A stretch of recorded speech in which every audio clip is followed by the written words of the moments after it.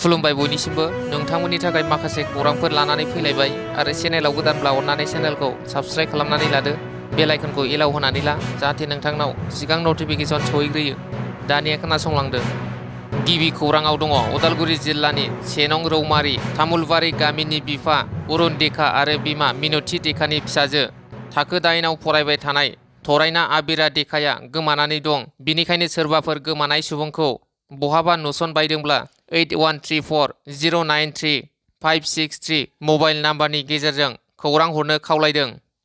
नैथि खौराङाव दङ 28 नं गयबारि बियाबनि TCLCCनि मासिगिरि महरै जितेन मुसाहारिखौ मासिगिरि महरै थिसनबाय।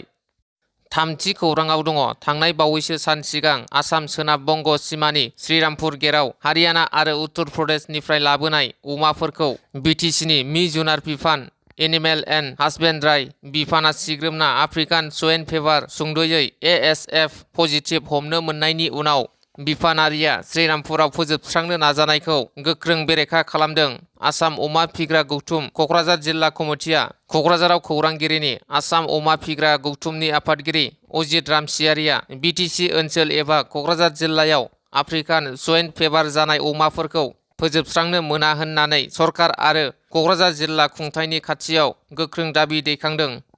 ब्रैथि खौराङाव दङ फानजु मुसाहारिनि वालेटजों लोगोसे गोबां गोनांथि फोरमानलाइफोर गोमादों। सनितपुरनि प्रतापगड़ गामिनि फानजु मुसाहारिया भैरबकुन्दनिफ्राय उदालगुरिसिम फैबाय थानाय समावनो बिथांनि वालेटजों लोगोसे माखासे गोनांथि फोरमानलाइफोरा बहाबा गनानै थाबोदों। बेनिखायनो सोरबाफोर बहाबा मोनदोंब्ला 6002936744 मबाइल नाम्बारनि गेजेरजों खौरां हरनो खावलायहरदों।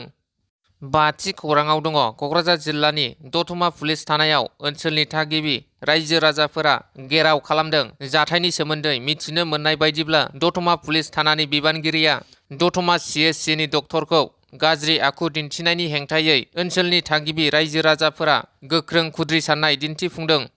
द'थि खौराङाव दङ तामुलपुरनि निउज लाइभनि खौरांगिरिया ब्रेन स्ट्रक बर'लेण्ड खौरांगिरि आफादनि नेहाथारि रमेन दासआ हरखाब ब्रेन स्ट्रक जानानै दं।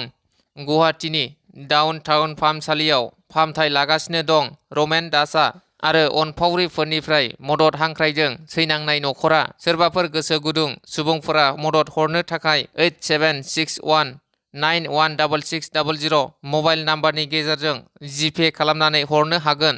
गुवाहाटीनि डाउन टाउन फाहामसालियाव फाहामथाय लागासिनो दं। गागि खौरांगिरि रमेन दास बिथाङा हरखाब ब्रेनआव थै जमा जानायनि जाउनाव अपारेसन खालामनो गोनां जायो। गागि खौरांगिरि बिथांनि अपारेसनाव गोबां बिबांनि रांनि गोनांथि जानानै फैदों नखरनि थाखाय। बेनिखायनो जिपेनि गेजेरजों हरनो थाखाय नोंथांमोनखौ खावलायबाय।